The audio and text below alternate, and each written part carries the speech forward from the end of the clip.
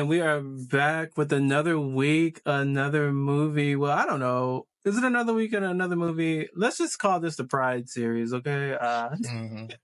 This is a Pride series. Because we're going to be releasing a lot more content this month because it's Pride. And surprise, surprise, we're a bunch of homosexuals. So,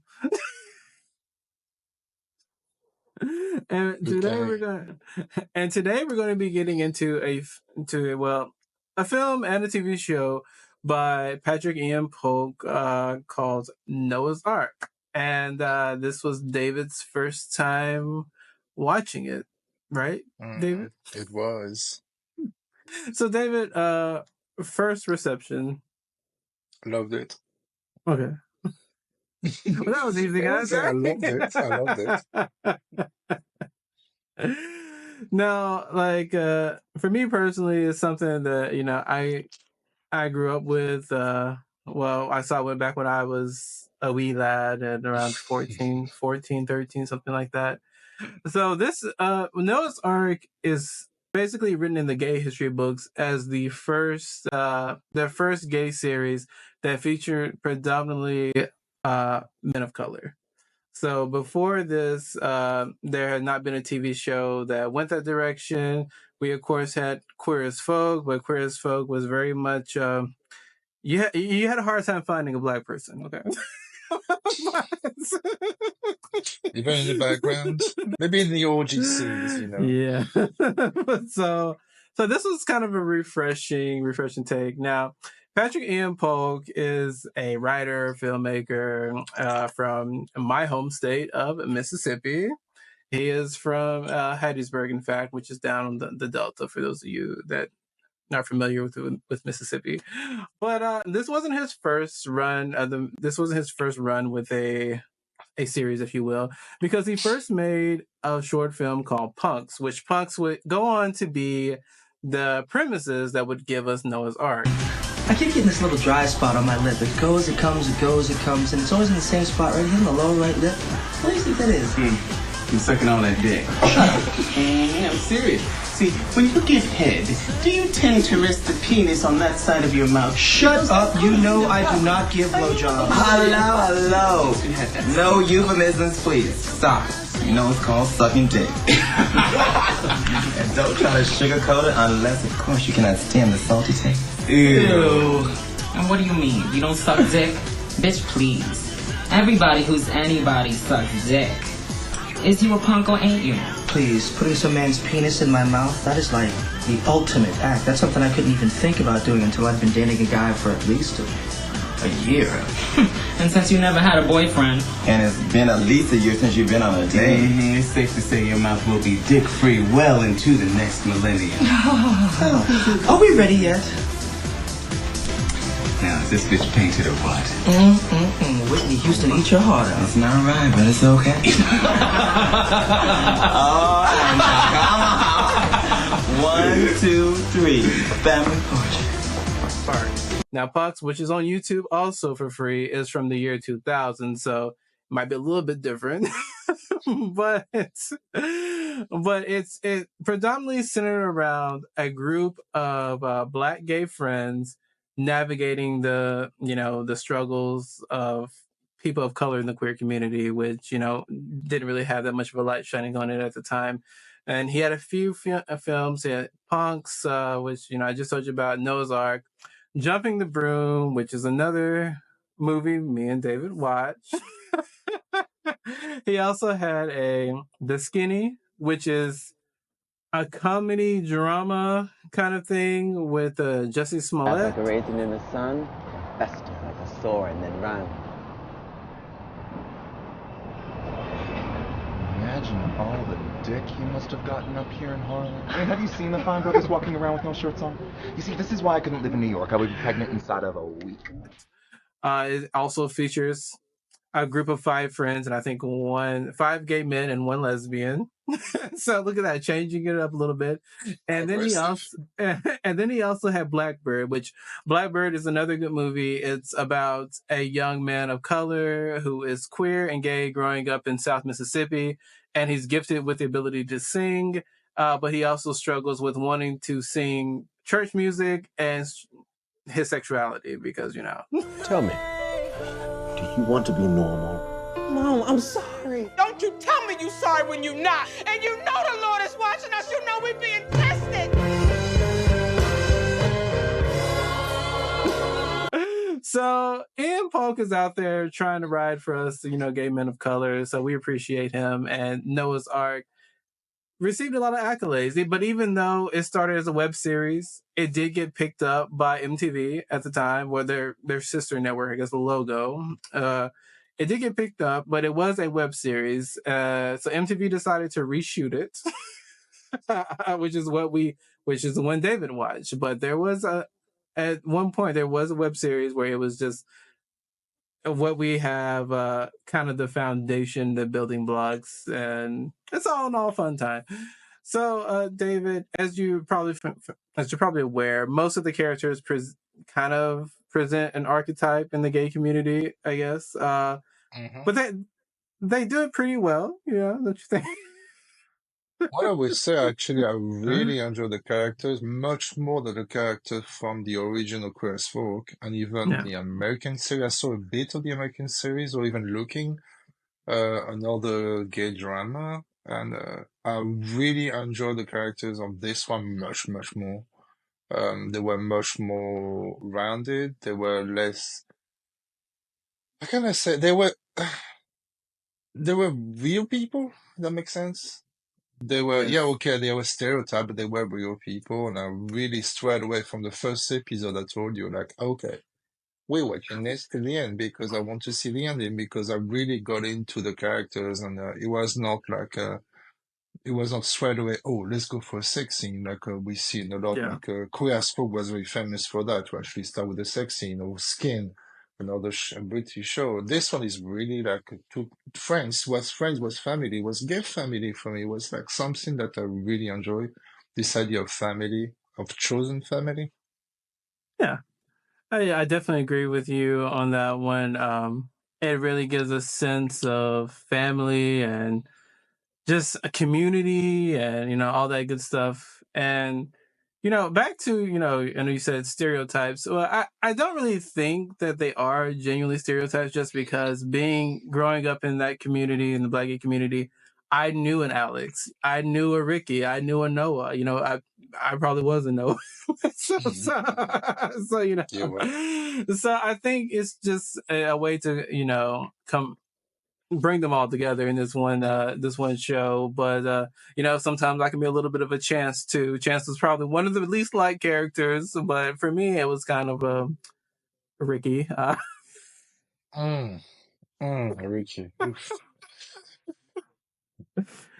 Yes, and in the movie Jump in the Broom, Ricky actually comes to Noah's little getaway with this young twink, and Ricky gets a little bit of character development, but he's still Ricky. So David, in the first 2 episodes, how do you think? I don't know. What do you think about the representation that it gave? I did love. Okay, I'm gonna make a parallel about something. Like I said to you before that I really struggle with Queer as Folk by actually the representation of the LGBTQ community. I found a lot of it was shock value. They really worked a lot on shock value in some way, like oh, let's shock the straights. That's the way I was actually. It felt like when it first was released. This one was much more realistic. It really felt like a romantic comedy where the character happened to be gay, but it was it reminded me a bit of what they did with Queer as Folk New Orleans. Same feeling I had, which the character was much more well-rounded and not actually just all about sex. That you just basically had really rounded characters and you actually really fall for them. And I'm sorry, I love New York. I miss the 2000.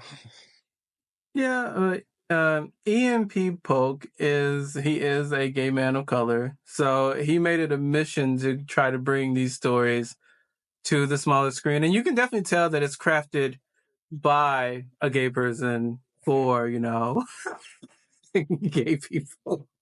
No, exactly. And when you look at it through that lens, as a gay man, basically wanting to get these stories out there, I think it has a little bit of a significance in that time period, because 2004 and 2005, we did have some, progression, but it still was nowhere like it is today, So it was seeing something like Noah's Ark on TV, which, by the way, Noah's Ark was on, it was on Logo, but it was still cable television, where it wasn't really seen as adult oriented, but Queer as Folk was pretty much borderline, softcore porn at times. So, it was nice actually having something that you could watch and not have to flip the channel real fast. Well, we took Somebody walks in the room. we did talk about it last episode because like we said, it's a series about due to Pride Month, we wanted to actually look more representation.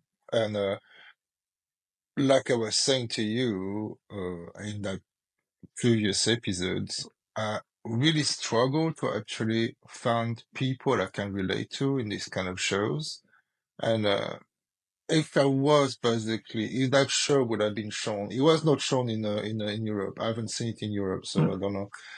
But if that show would have been broadcasted in Europe, I would have much probably been able to actually find someone that actually represent me in the show. Something that I don't actually find in Queer as Folk, in the original Queer as Folk, for example.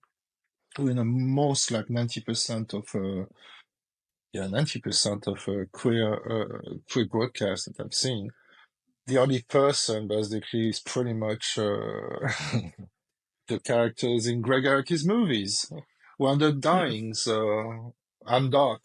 I'm dark from nowhere, and that's it. This is what my character for a very long time was. Dark was actually representing me as a person who looking for love, looking for actually a relationship, a connection with someone, and they show this in it. Yes.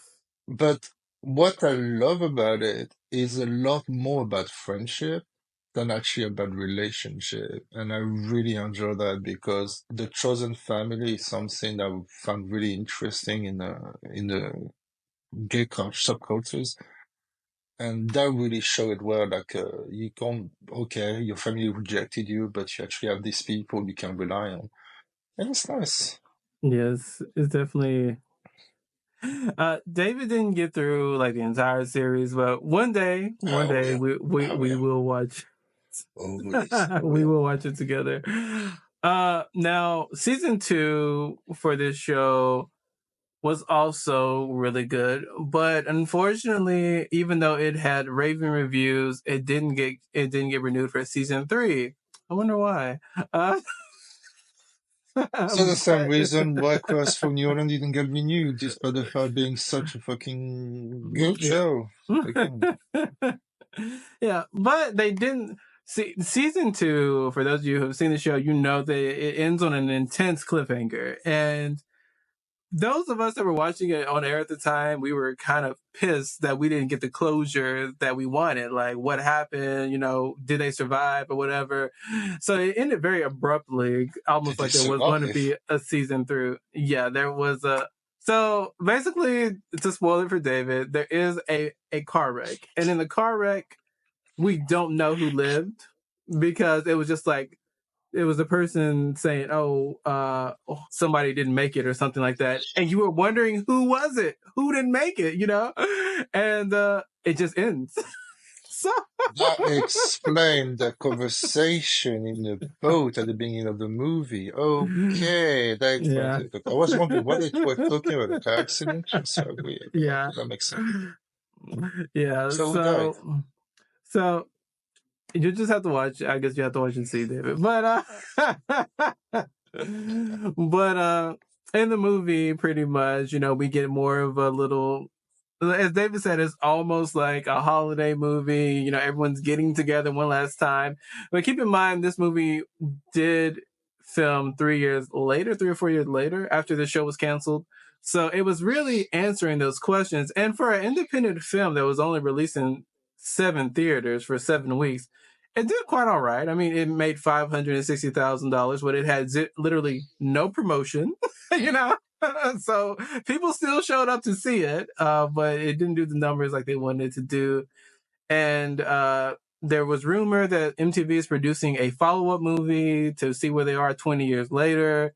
It was supposed to come out in 2023. I'm still waiting, MTV. But so David, what do you think? Like, do you think this show, if it was shown today, like, do you think it would be made today?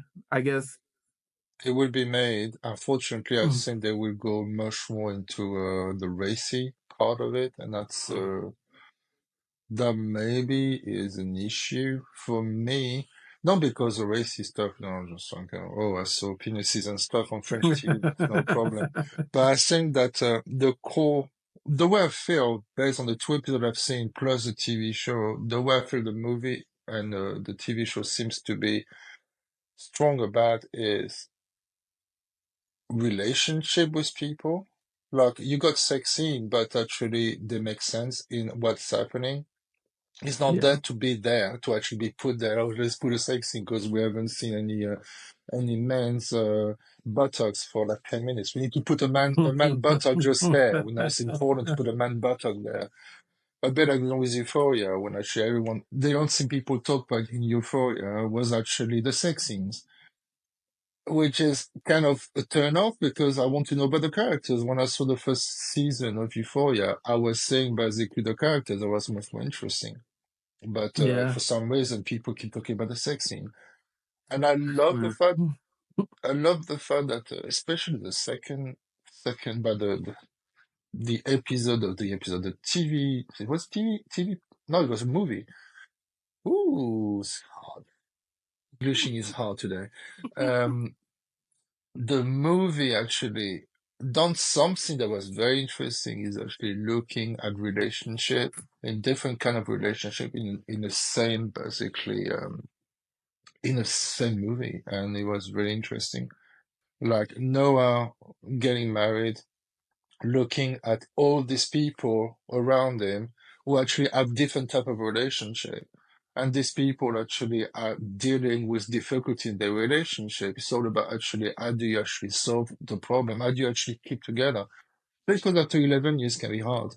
Or someone who's scared or actually or commit to someone else, or someone who might think, oh, maybe I made a mistake, and actually about the coming out. There was so many subjects in there that was so cohesive in the entire story. That was great. That was really, really good.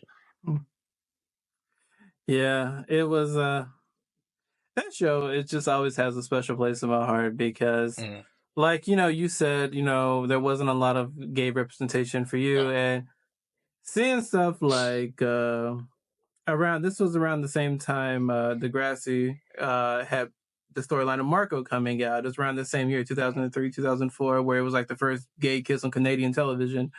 And just having these kind of influences, seeing them, because I didn't know how a lot of this gay stuff worked, when I came out.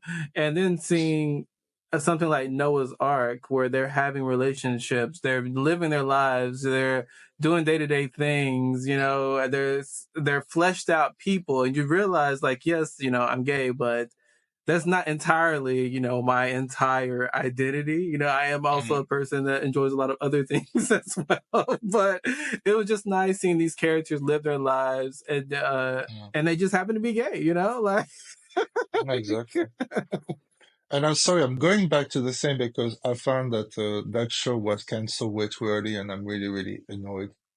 Queer as Folk, New Orleans, have the same feel to me.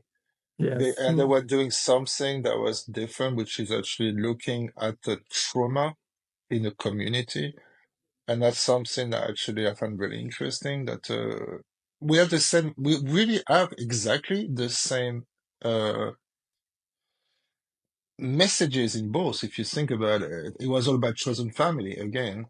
And really actually dealing with trauma. And they was actually dealing about growing up, becoming an adult, dealing with Noah terrible dress sense at the beginning of the movie, you know, just like he was dressing up like, just to let people know, he was dressing up like Eddie Murphy, Made in America at the beginning, just like it was so weird because I saw the first 2 episodes and he was kind of a 2000 kid, you know, early 2000 kid and stuff, and then he's just dressing up like Eddie Murphy in the 80s. It's like, okay, it was Well, weird. it's actually kind of funny also when you talk about wardrobes because apparently everyone on the show self-styled, so that those are all things they actually chose themselves. And apparently it said that when filming of the first season started, the person who played Alex actually had to bring his own van and make it as a makeshift makeup van. Okay, that's cool. I love that. Love this too. So I guess, David, I mean there's not really much else to talk about. You really liked it. I'm glad you liked it because it's a show that's dear to my heart, you know. What I always look for something that was actually deeper than the characters are gay with their kids, would they have sex together? And actually, because a lot of shows for a very long time was all about shock values. Yeah. Oh, we're having a gay scene, we're having a gay kiss, we're having a lesbian scene, we're having this, we're having that. The L world, same thing. Everyone was talking about the sex in the L world. And that was just like normal. I don't want to say normal because that's not what I meant, but actually, it was a show you could have actually, you watching, you care about the characters.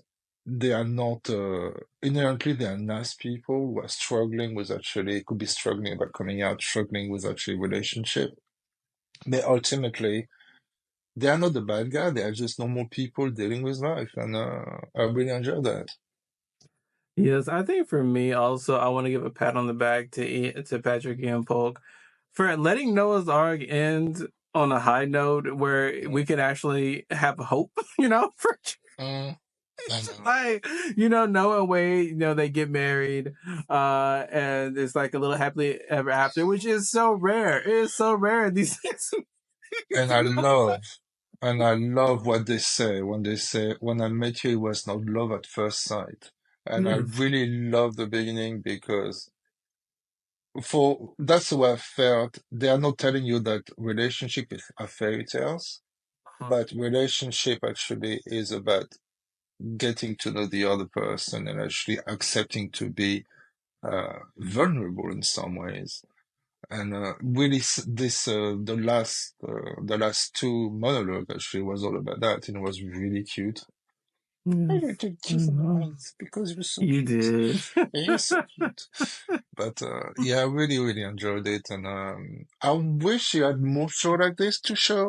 Really, this is what we need to show actually, like the gabies, you know. Yeah. That's what you need to show. That actually, you can find love, you can be happy. You don't need to go toward this seedy thing because nowadays it seems everything is so seedy. Yeah. Unfortunately, and it's not just something positive for once. It's nice. Yes. Well, I guess that wraps it up for this video. So the next gay movie or TV show we will be exploring will be David's choosing. Might be vicious. Okay, I guess we're doing Vicious, which you know, is a show particularly that I like. So that's good. Well, we're gonna be looking at more of actually relationship with all the gays. Something that for a very long time the gay scene have been putting aside. Like as you know, you're 30, you're already in a grave. Yeah. But this was actually pretty cool. On that note, see you next time. Yes, and as always, guys, you know, like the little button down there. It always helps promote our videos, so other people can find us. So don't do that. So see you guys next time. Bye. Bye bye.